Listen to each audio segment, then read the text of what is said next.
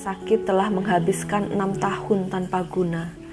Hatinya penuh kebencian pada Bisma yang merupakan penyebab dari ketidakbahagiaannya. Ia bertemu dengan beberapa orang suci di sebuah pertapaan. Ia menceritakan tentang kehidupannya dan mengungkapkan keinginannya untuk tinggal bersama mereka dan melakukan penebusan dosa. Orang-orang di pertapaan sangat bimbang. Mereka tidak ingin wanita yang belum menikah berada di tengah-tengah mereka. Mereka tidak tahu apa yang harus dilakukan. Tetapi mereka senang karena kakek Amba Hutra Wahana datang ke pertapaan mereka. Ia mendengar tentang kisah sedih itu. Ia mengatakan kata-kata yang membuatnya tenang. Bhargawa yang agung adalah temanku. Bhargawa adalah guru Bisma. Ia akan memerintahkan muridnya untuk mematuhinya. Ia akan menyuruh Bisma menikahimu. Bisma tidak boleh mengacuhkan kata-kata gurunya. Beberapa hari kemudian, Bhagawan Bhagarwa datang ke hutan. Hutra Wahana menceritakan tentang cerita Amba yang menyedihkan. Resi yang agung ini sangat kasihan mendengarnya dan berkata, "Aku akan berbicara pada Bisma tentang hal itu. Jika aku memintanya untuk menikahimu, ia akan patuh padaku." Bhargawa pergi menemui Bisma. Mendengar bahwa gurunya memanggilnya, Bisma segera bersujud di hadapan gurunya dan berkata, "Mengapa dirimu ada di sini, Guru? Mengapa dirimu ingin menemuiku?" Bhargawa menyambutnya dan memeluknya. Ia berkata, "Anakku, aku ingin engkau membantu seseorang yang sedang sedih.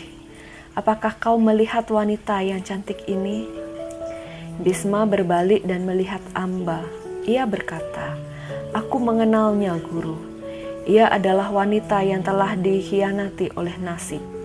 Ia ingin menikah dengan Salwa, tetapi Salwa tidak ingin memilikinya.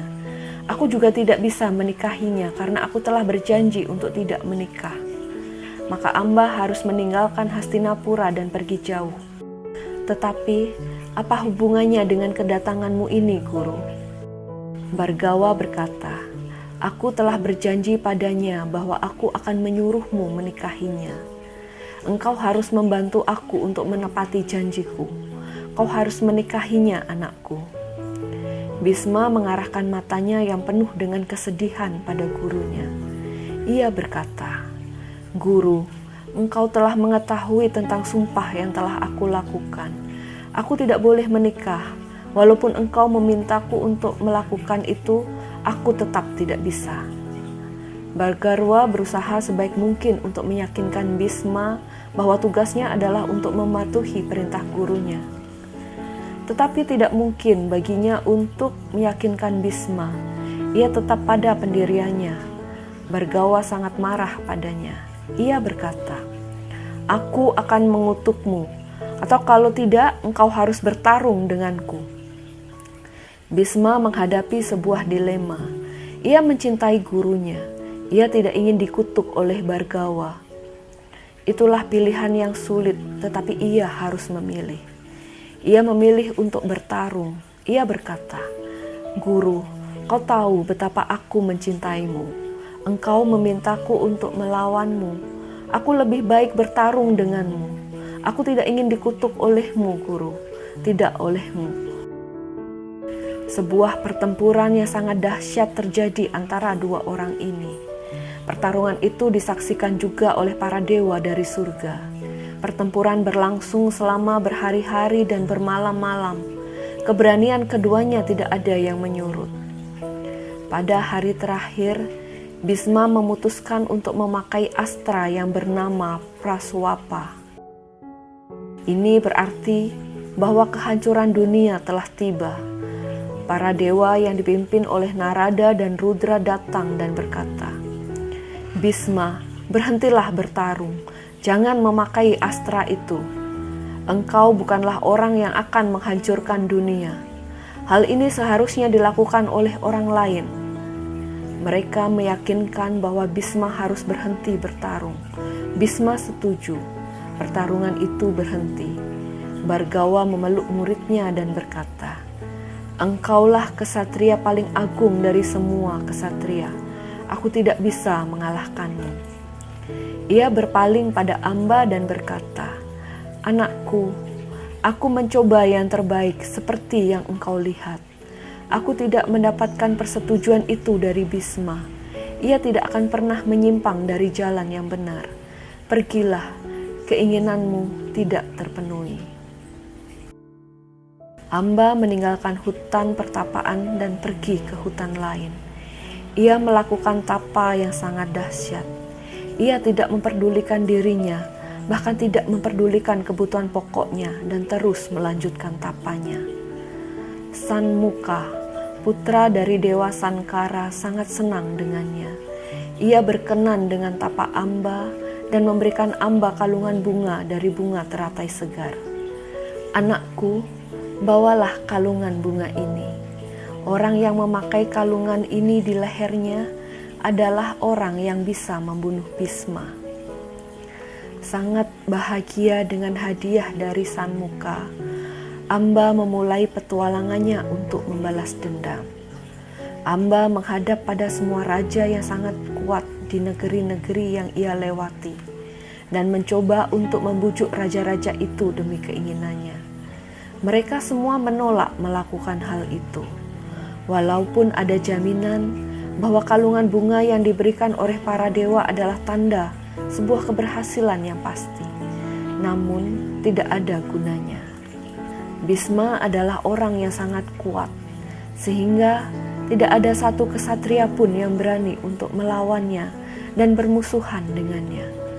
Amba pergi ke kerajaan Pancala menemui Raja Drupada.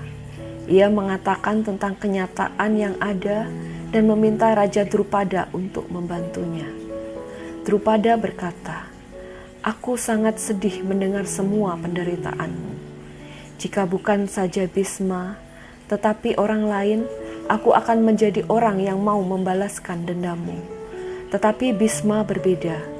Ia adalah seorang yang selalu melakukan kebenaran.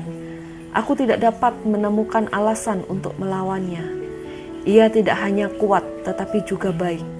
Aku sangat menyesal. Aku harus menolak permintaanmu." Amba putus asa. Ia meletakkan kalungan bunga itu di istana Raja Drupada. Raja sangat khawatir. Semua orang takut pada Bisma. Drupada sangat khawatir akan tindakan Amba yang sangat mengkhawatirkan. Ia pergi meninggalkan aula dengan penuh kemarahan. Kalungan bunga itu ia taruh di sana, di pilar itu. Tidak ada yang berani menyentuhnya, dan kalungan bunga dijaga dengan sangat hati-hati. Amba kembali ke hutan. Sekali lagi, ia melakukan tapa dengan lebih keras. Dalam hatinya ada satu kata, benci. Kebenciannya pada Bisma. Ia membenci Bisma dan satu-satunya keinginannya adalah untuk melihat Bisma mati. Tapanya ia lakukan dalam waktu yang lama. Akhirnya Dewa Sankara berkenan akan tapa Amba. "Janganlah bersedih, anakku. Pada kelahiranmu yang akan datang, engkau sendiri yang akan membunuh Bisma." Amba sangat bergembira. Ia membatin dalam dirinya, "Pada kehidupanku yang akan datang, aku tidak akan ingat pada kebencianku.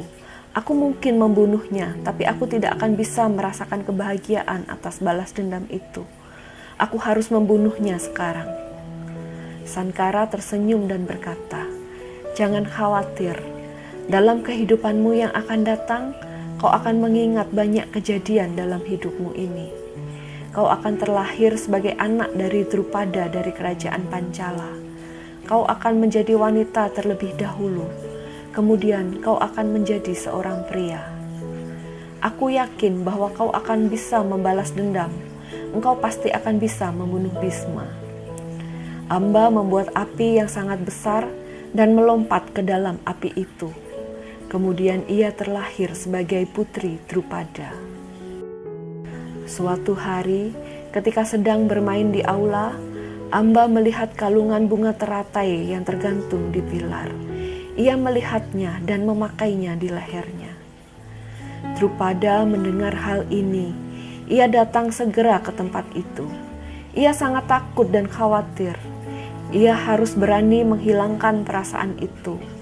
Amba tersenyum bahagia pada ayahnya dan berkata, "Jangan cemas, Ayah. Aku terlahir sebagai anakmu dengan tujuan agar aku bisa memakai kalungan bunga ini. Hiduplah dengan tenang dan serahkan semuanya padaku." Ia bernama Sri Kandi. Ia dididik oleh Drona yang mengiranya seorang laki-laki. Tahun demi tahun berlalu.